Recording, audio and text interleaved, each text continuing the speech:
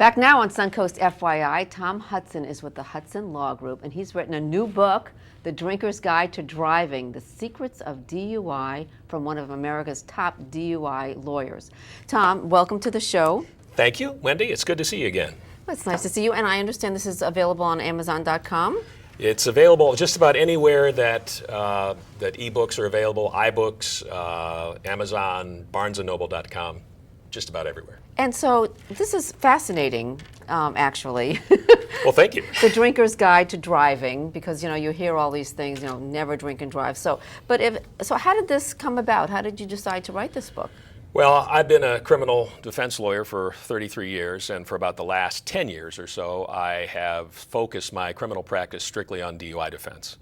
And a number of people have asked me over the years, because I would sit around talking to people in bars or family gatherings or wherever about some of the things that I had learned over the course of those years, and they say, you should put this in a book. And so finally, and you did. Finally we did, yes. And so what kind of things, well, first of all, this is very appropriate that you're here today, especially during the holidays. Because, 'tis the season. Yes, and so are there a lot more DUIs during the season of celebrations of holidays? I don't know if there are a lot more, because that really depends more on law enforcement decisions than it is about the number of people who are out drinking and driving. The types of DUIs are different. Oh, that's interesting. What is that? Well, when I have somebody that comes to my office with a breath alcohol of 0.20, which is extremely high, normally those fall on one of two ends of the scale. That's either somebody who drinks a lot on a frequent basis to high blood alcohol concentrations,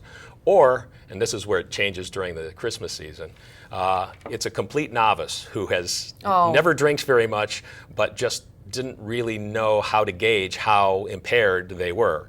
And so Christmas parties, people's birthdays, New Year's Eve, St. Patrick's Day, Cinco de Mayo, those are the dates where we see people who are normally non-drinkers who come in with high BACs because they'd had 5 Jello shots and really didn't realize what it was going to do to them. And are they devastated? I mean, I can't even imagine. They must be more devastated than people who drink a lot and are more used to drinking, if it's like a one-time thing that they just had absolutely no clue.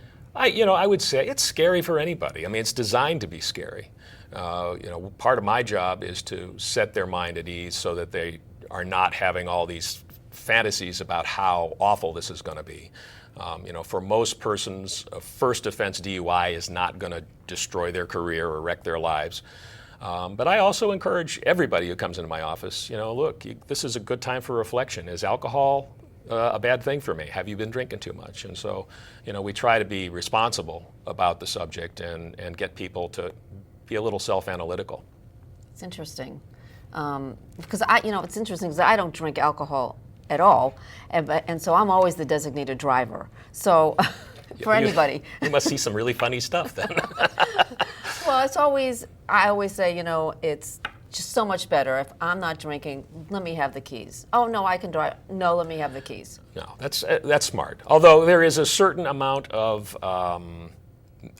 myth about drinking and driving in the United States. And what is that myth? Well, there's this buzzword now that buzz driving is drunk driving, which I take it to mean that they're saying that if you have any amount of alcohol on board, you are not as safe a driver. And the science just doesn't bear that out. I mean, people actually, they've done at least 3 studies that I'm aware of, very large studies, that have shown that after one drink, you're actually a safer driver than after no drinks. They call it the Grand Rapids dip, and we cover it in the book.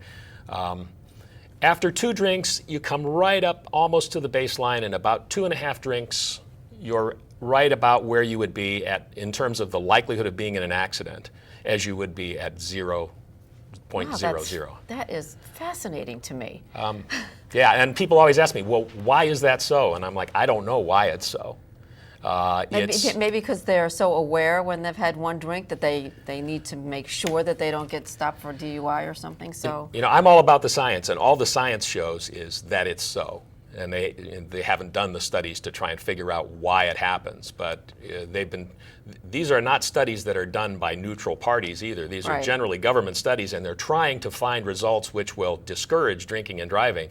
So it's kind of an embarrassment to the government when they keep getting this, what they call, it came from a study in Grand Rapids, Michigan, so they call it the Grand Rapids dip. Well, I have a question that I know that everybody always wants to know. Should they take the breath test?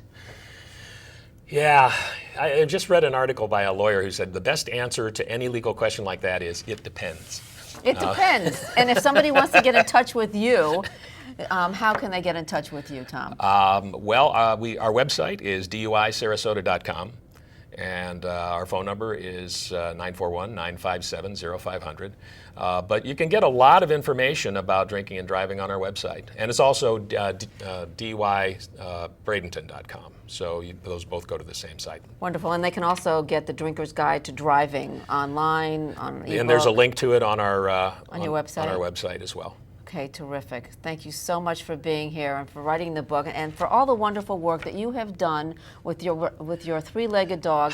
You've donated 5 years of service every Saturday, and I just want to say thank you on behalf of the community for all your hard work. You have just been wonderful. You are too kind, and let me say on behalf of the community, thank you for everything you've done. Oh, you're sweet.